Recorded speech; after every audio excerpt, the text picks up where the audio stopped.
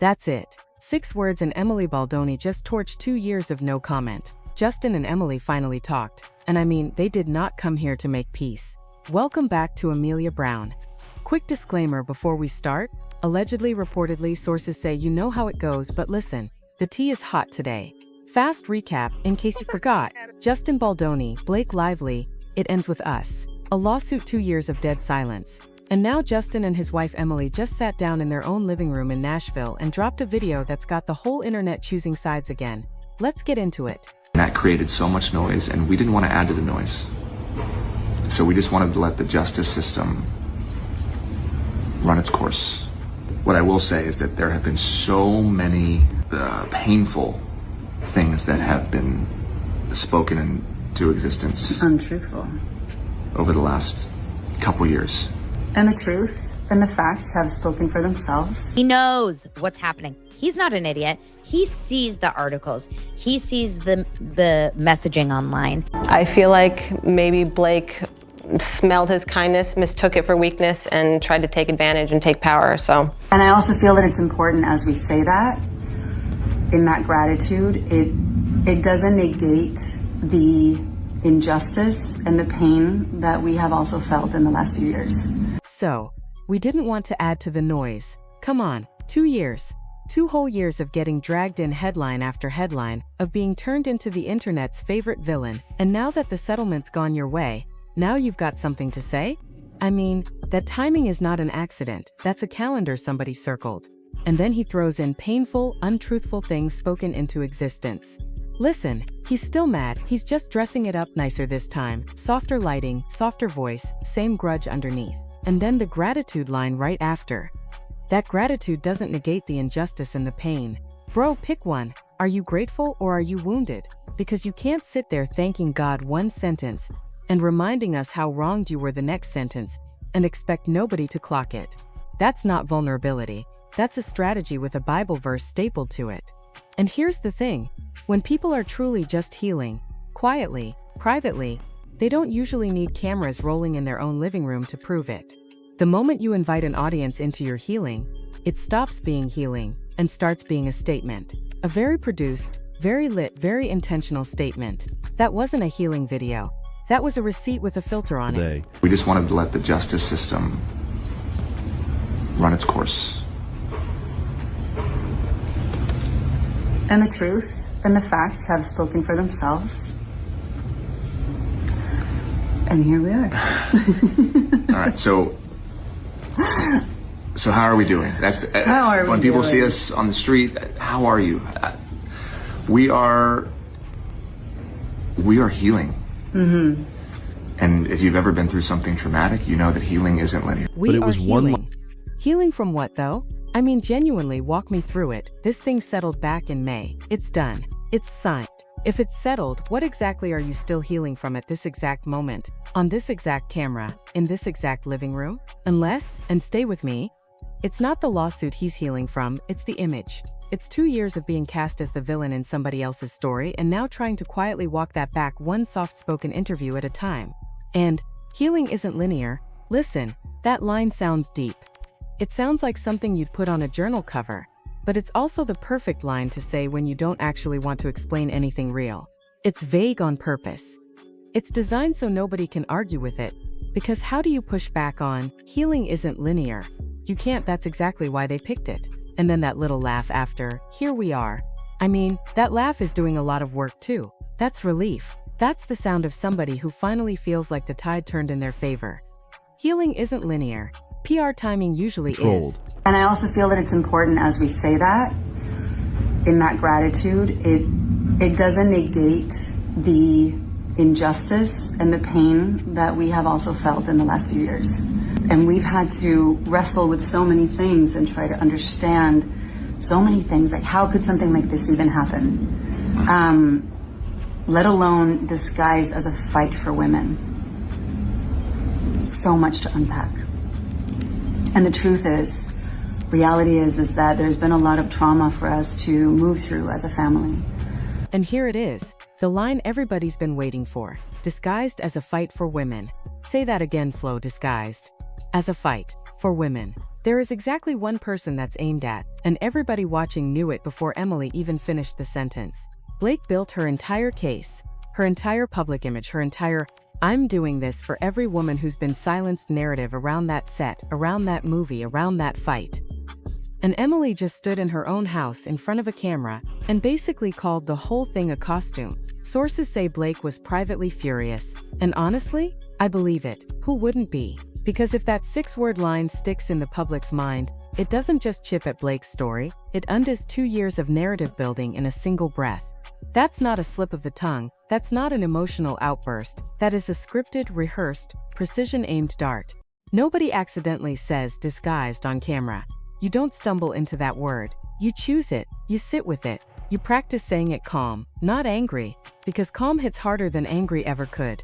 You rehearse a line like that. You don't stumble into it. But very, very hard business. Yeah. It can really eat people alive. And the ups and downs. Well, it's the ups and downs, but you're also farming out your self-worth for some of the wrong things a lot.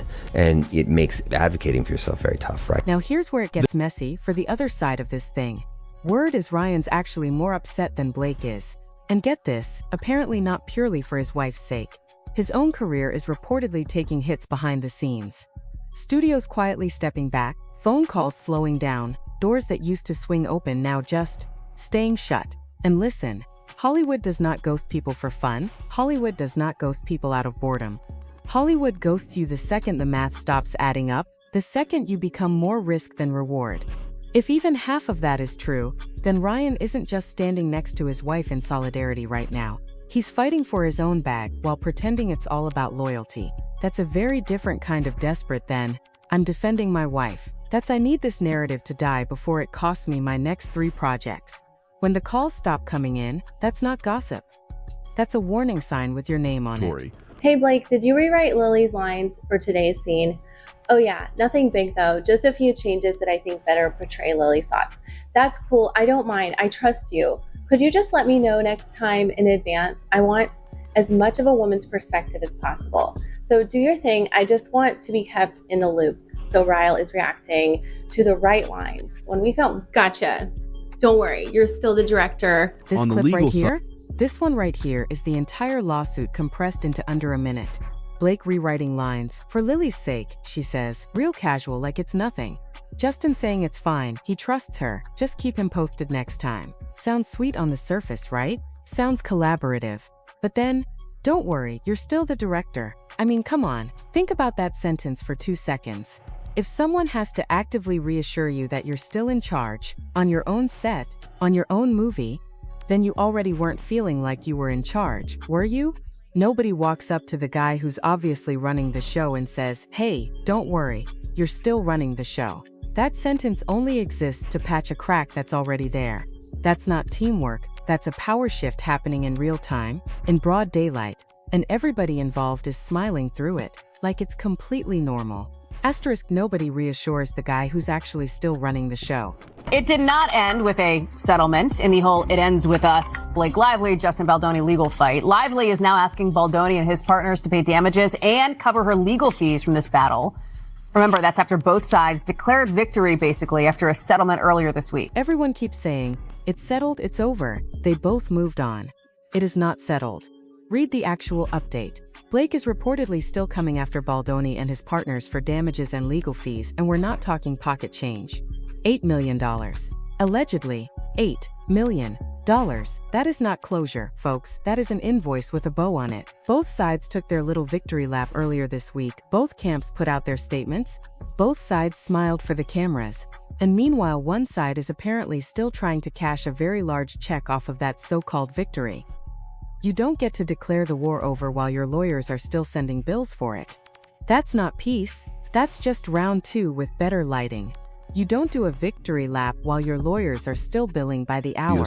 He knows what's happening. He's not an idiot. He sees the articles. He sees the messaging online. And no matter how many bots that you can find to, shoot your credibility up and how many followers you can buy, at the end of the day, his wife is losing. When God presses the reset button and when everything else is stripped away, that's when love shows up. Thank you. Okay, this line right here might be the single most brutal moment in the entire video, and I need you to really hear it. Justin, dead calm, straight-faced, says, "Doesn't matter how many bots you buy, how many followers you inflate to make yourself look untouchable. At the end of the day, his wife is losing. Sit with that. That is not healing talk. That is not a man processing trauma. That is a scoreboard update delivered with a soft smile. That's a gloat wearing a healing costume, dressed up in gentle music and warm lighting so you almost don't notice the knife. And then, right after that shot lands, he pivots straight into, when God presses the reset button, that's when love shows up. I mean, you just took a swing, and then immediately thanked God for the aim? You can't throw the punch and say the prayer in the same breath and expect people to only hear the prayer. That wasn't a prayer. That was a victory lap with a hallelujah stapled on top. Blake, where are things at? We love you, Blake. Justin, how are you feeling today? What was the tension like in that room? Why couldn't you guys settle yesterday? She had a monstrous legal malpractice action against her lawyers. How do her lawyers solve that problem?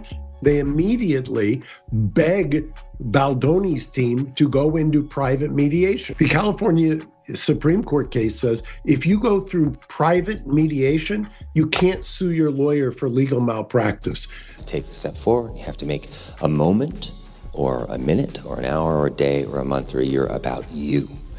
And that, to me, is a tragedy here because I don't know that that was possible for him. I think you got to wait and see what we accomplish in our 47-1 before you write the final chapter of that book. But what I would say, Matt, is I don't think it's an option to sit back and let people assassinate your character and reputation with untraceable digital smear campaigns. I think when you discover that somebody has done that to you, that bringing that to light and holding those people accountable is important. And I think that what Miss Lively's lawsuit has shown is that there actually is a way to do that. You can shine a light on it. Now that she's willingly settled all the rest of her claims, whatever existed of them, because most of her case got thrown out too, she's willingly walked away from all of them, and she's trying to spin the remainder of those fees as her big victory.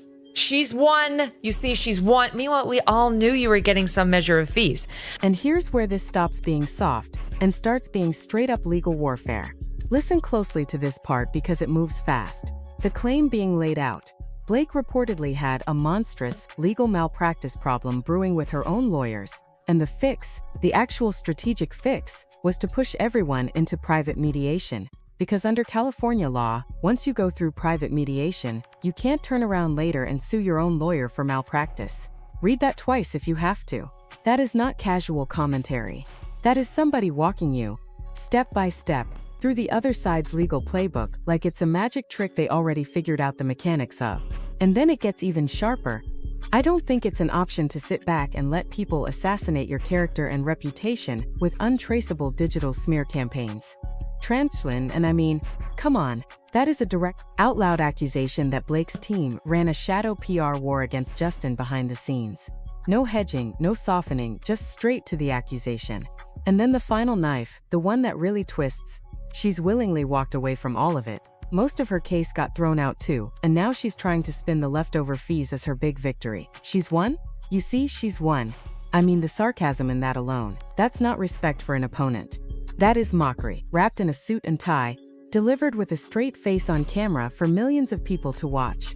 You don't break down someone's legal strategy that cleanly unless you're trying to take it apart in public. Piece by piece, on purpose. So let's recap, because a lot just happened in 8.5 minutes. 2 years of total silence, broken wide open by 6 words that landed like a bomb. A lawsuit that everyone keeps calling settled, that is very much still alive and kicking, with an $8 million fee fight raging in the background. Ryan Reynolds allegedly sweating his own career while publicly playing the loyal, defensive husband. And a legal breakdown that basically, out loud, on camera, accuses Blake Lively's own camp of running character assassination behind closed doors. Was disguised as a fight for women a direct shot at Blake? Yes or no, be honest with me. Are you buying this we're healing narrative? Or does this whole thing feel like a calculated, well-timed reset to you? After watching all of this laid out, whose side are you actually on right now, Team Baldoni or Team Lively? Drop it in the comments. I read every single one, I promise you that. New here? Hit that subscribe button, turn on notifications, because this story is not done. It is not even close to done. Like this video if you made it all the way to the end with me, and send it to somebody who needs to see this. This has been Amelia Brown. I'll see you in the next one.